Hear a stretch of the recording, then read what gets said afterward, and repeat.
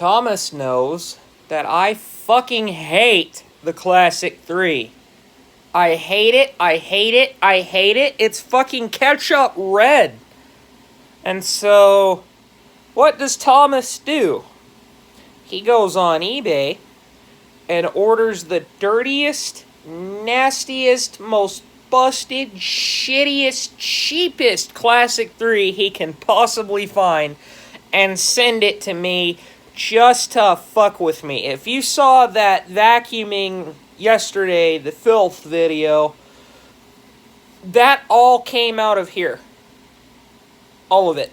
And that wasn't even all. There was still like more, but here it is now. And so, yeah, needless to say, yesterday, middle fingers were flown, words were exchanged, and now I'm buying him a Bissell Power Force. It's also a straight handle, and I hate it.